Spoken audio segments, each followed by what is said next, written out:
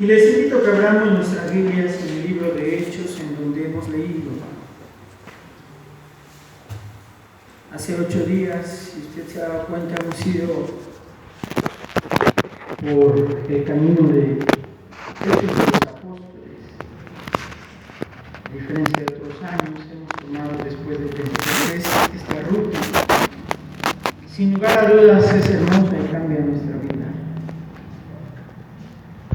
Y hemos leído, amados hermanos, algunos versículos que nos han dado un panorama general de lo que está sucediendo. Bueno, como lo hemos visto, Pedro y Juan han salido de la puerta hermosa, ahí los atraparon los fariseos, los llevaron al templo y les preguntan por qué están haciendo cosas sobrenaturales, por qué está en nombre de quién. Y es duro porque parece muy común el relato, parece muy natural. Sin embargo, quiero decirles que Pedro y Juan tienen razones de sobra para estar quizá atemorizados. Y los que están afuera o los que saben que los han atrapado, saben que está pujante todavía la crucifixión. Si usted se da cuenta, es la misma situación que vive Jesús cuando lo apresan. Y lo llevan ante los principales, aquellos que lo envían ante Pilatos y finalmente lo acusan de sedicioso. Son los mismos hombres que hoy han llamado a Pedro y Juan. Así es que el destino de ellos, mientras los observa la comunidad de afuera, es un destino incierto. Sin embargo, vimos que ellos logran salir, y ahí es donde empieza, amados hermanos, esta enseñanza en esta tarde. Dice en el verso 26, recordando el sermón de hace 8 días, que ellos no callaron ante las sugerencias del concilio. Capítulo 4, desde el verso 1 y hasta el verso 22. Dice el verso 21, ellos entonces los amenazaron y les soltaron, no hallando ningún modo de castigarles por causa del pueblo, porque todos glorificaban a Dios por lo que se había hecho. Y así es que ahora viene, ¿qué haremos con esta libertad? Como si esta pregunta fuese pertinente para nuestros días, ¿qué hemos hecho una vez que somos liberados de toda condenación?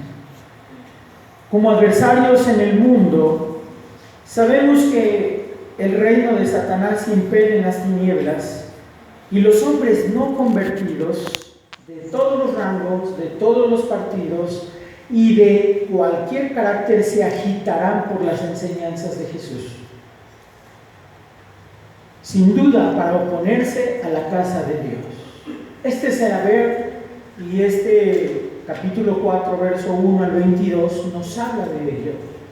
No importa quién sea, o que esté disfrazado de un discurso pietista o benefactor, siempre se opondrá en contra de las enseñanzas bíblicas. Y no hablaré de ejemplos porque está sobrado el contexto político de esto. Así es que los gobernantes de la tierra en general son los más activos contra las verdades y preceptos del cristianismo y harán que sus proyectos ambiciosos y sus deseos mundanos prevalezcan para socavar o tratar de socavar la obra de Dios. Como hemos aprendido en Mateo capítulo 16, verso 16 al 18, cuando Jesús le responde a Pedro y le dice: te digo que tú eres Pedro, y sobre esta piedra edificaré mi iglesia. Sobre esta convicción está hablando. Sobre ese hombre llamado y transformado, y sobre ese hombre que tiene convicciones, la iglesia puede caminar, porque una iglesia que no tiene convicciones es una iglesia que siempre estará dudando de lo que hace. Ahora tenemos el ejemplo, y lo retomo, en cuestión de la alabanza. Usted tiene libertad de alabar al Señor. Pero de pronto tenemos dogmas o falta de convicciones que hacen que tengamos dudas. Y yo le quiero decir, una iglesia no avanza mientras tenga dudas. Quiero poner el ejemplo. Convergemos en la iglesia de diferentes procederes, más bien no es la palabra, de diferentes lugares hemos venido a converger aquí en Monte Sinai. ¿Y cómo te sientes, amado hermano, cuando llega el tiempo de alabanza? ¿Qué hago? ¿Qué no hago? Si no tienes una convicción, lo que haces hará que no avances. Mi hermano decía y refería, tenemos que alabar con convicción, creyendo. Hemos entonado el Salmo 2 en el himno 657, mi hijo eres tú. Pero quien no cree que es hijo del Señor, amados hermanos, siempre estará tratando de presentar sacrificios para ser agradable delante de Él. Pero alguien que tiene, amados hermanos, convicciones, puede avanzar. Y aquí vemos a Pedro y Juan, que tienen firme lo que han creído y defienden lo que están haciendo. Puestos en libertad, vinieron a los suyos y contaron todo lo que los principales sacerdotes y los ancianos les habían dicho. Ayúdenme a leer el verso 24, por favor. Y ellos, habiéndolo oído, alzaron unánimes la voz a Dios y dijeron: Soberano Señor, tú eres el Dios que hiciste el cielo y la tierra, el mar y todo lo que en ellos hay. La oración comienza ahí. Primero en una libertad. Y el texto nos presenta a dos sirvientes inofensivos, pero útiles de Cristo. Y esta es la primera convicción que la iglesia está llamada a hacer. Somos sirvientes de Cristo. Somos útiles a Cristo. Nadie en la iglesia, amados hermanos, deba sentirse inútil. Y no estoy tratando de ofender a nadie, estoy tratando de decirle que usted tiene un llamado de parte de Dios para su obra. Como iglesia presbiteriana creemos en la paz.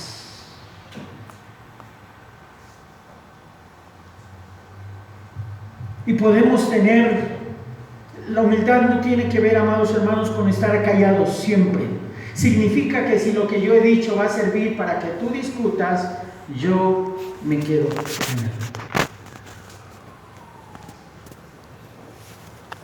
No propago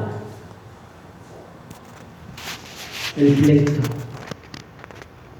¿Verdad que es fácil seguir el pleito, hermanos? Hasta por el color de la salsa hay pleito.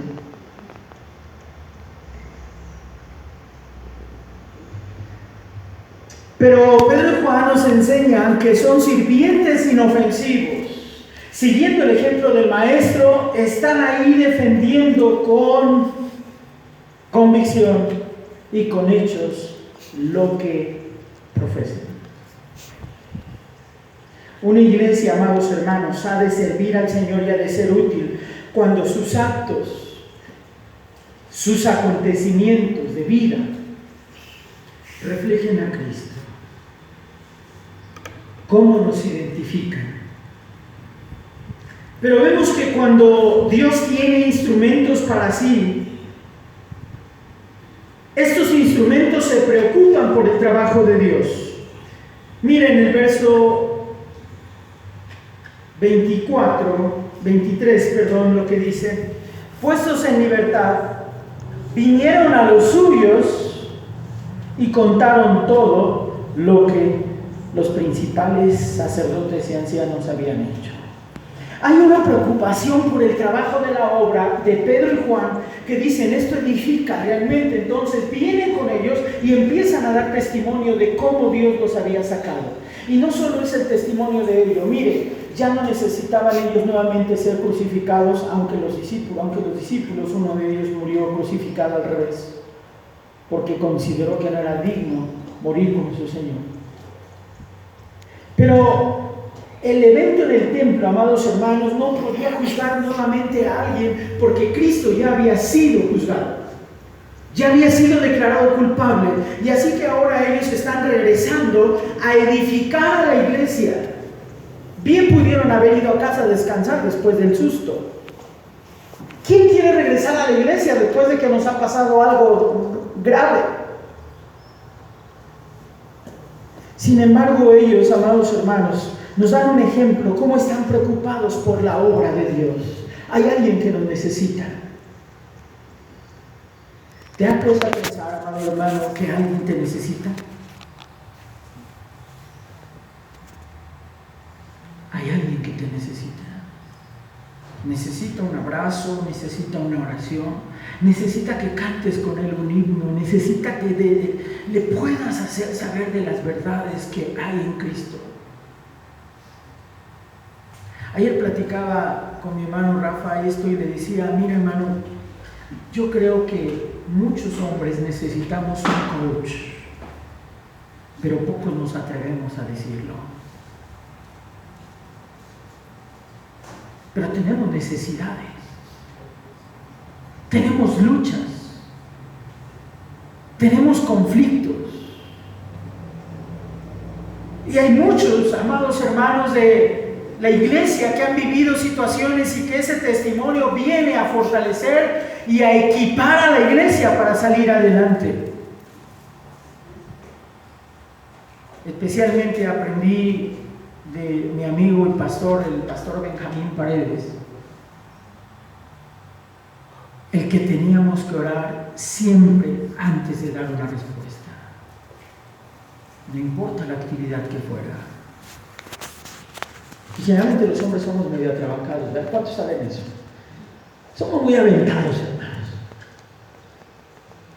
Pero ¿cuántas mujeres quisieran ver un hombre doblando rodilla antes de tomar una decisión?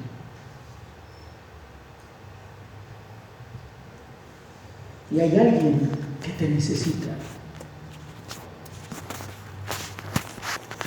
¿Qué trabajo estaban realizando ellos? Vienen y cuentan lo que Dios está haciendo. En el verso 24 nos describe, y ellos, habiéndolo oído, ¿qué hicieron?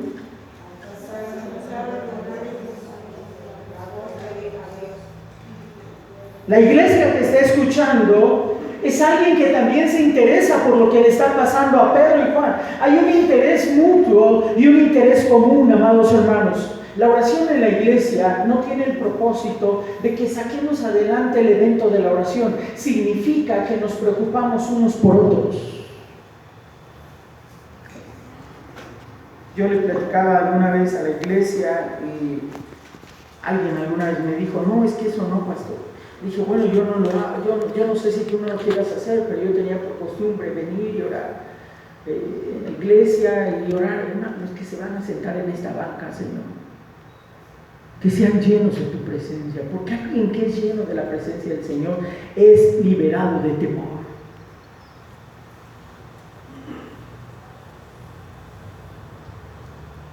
El día de mañana estaremos iniciando la escuela para padres con un test para hombres y uno para mujeres. ¿Qué piensan o qué piensas de tu lugar como esposo o de lo que estás haciendo como esposa? ¿Qué es lo que da o lo que puede ubicarte frente a la realidad bíblica? Y dice la palabra, tan pronto como quedaron libres, Pedro y Juan volvieron a donde estaban los demás creyentes y le contaron lo que los sacerdotes y principales ancianos les habían hecho. Y cuando los creyentes oyeron las noticias, todos juntos alzaron sus voces en oración. ¿A quién? A Dios. Las Escrituras siempre se volverán un apoyo poderoso en medio de las aflicciones.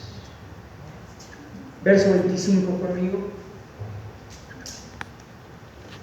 ¿Me ayuda a leerlo, por favor, hermanos? Que por boca de David, tu siervo, dijiste: ¿por qué se amotinan las gentes y los pueblos piensan cosas vanas? Lo hemos cantado. Lo leímos en el Salmo 2.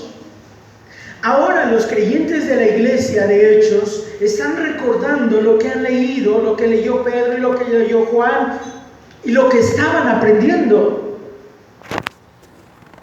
Si quieres estar fortalecido en tiempos difíciles, amado hermano, echa mano de las Escrituras. Las Escrituras son apoyo poderoso en tiempos difíciles. No hay nada que te levante más el ánimo. No hay nada que te levante y te libre de enfermedades si no es las promesas de Dios contenidas en la Escritura, hermanos.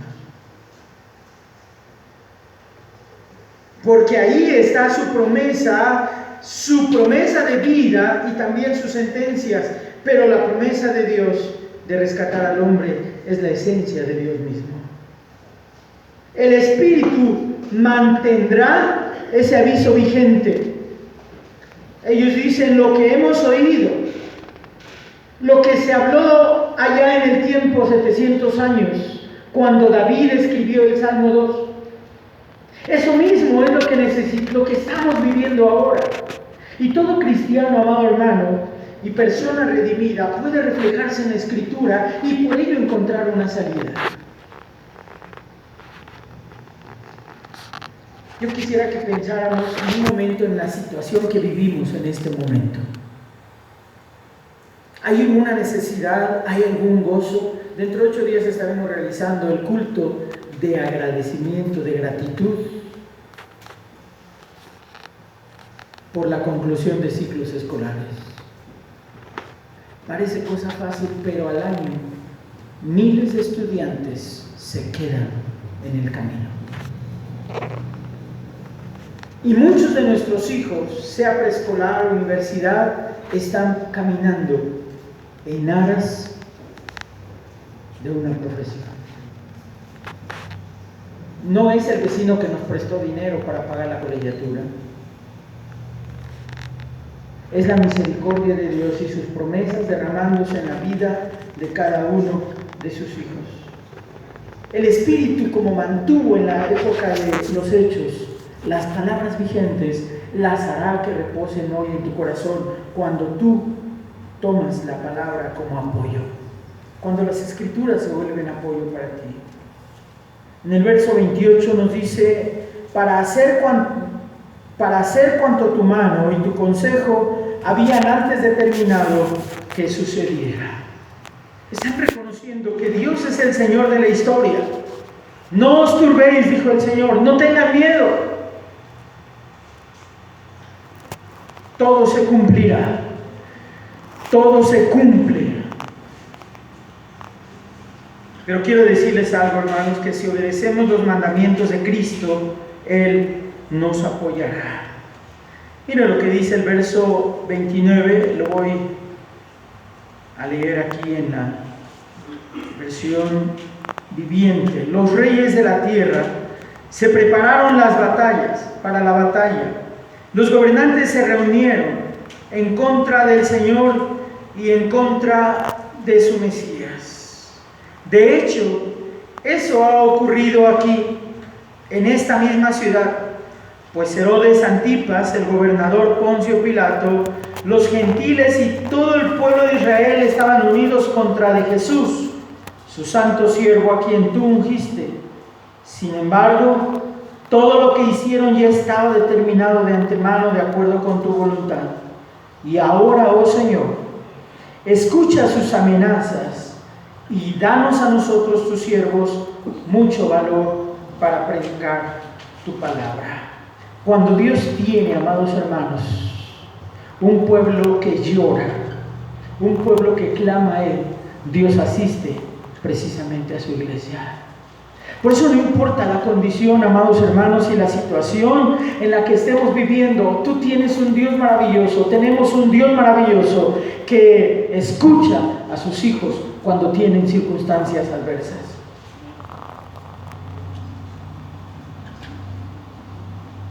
Danos a nosotros, tus siervos, mucho valor al predicar tu palabra.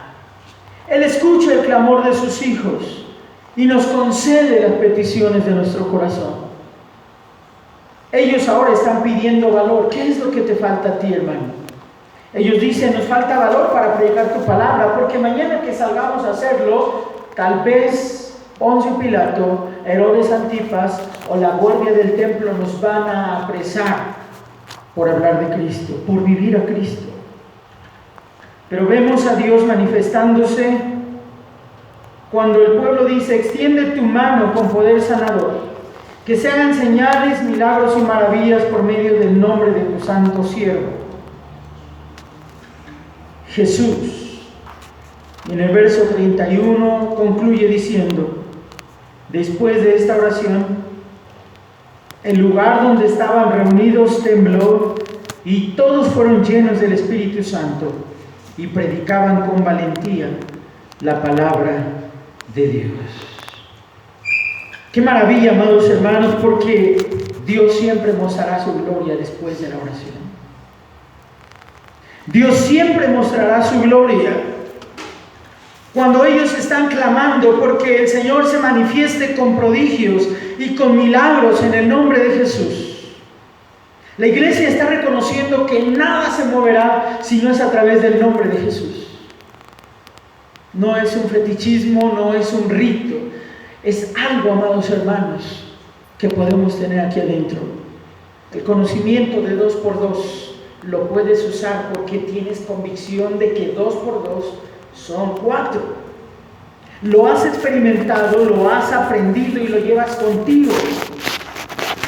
Cristo es una convicción, amados hermanos, que está dentro de ti, que cuando tienes circunstancias, tú puedes echar mano precisamente de ese glorioso nombre en el cual, dice Efesios, se doblará toda rodilla. Nada puede ser imposible para Dios.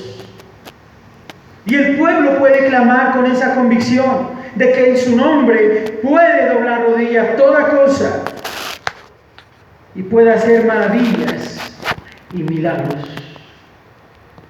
Así es que la respuesta de Dios en el verso 31 nos enseña que Él transforma el ambiente por medio de la oración. Después de esta oración, el lugar donde estaban reunidos tembló y todos fueron llenos del Espíritu Santo. Su transformación trae la presencia de paz del Espíritu Santo, de los frutos entre los mortales. Así es que cuando hay oración, amados hermanos, la iglesia es llena de los frutos del Espíritu de Dios.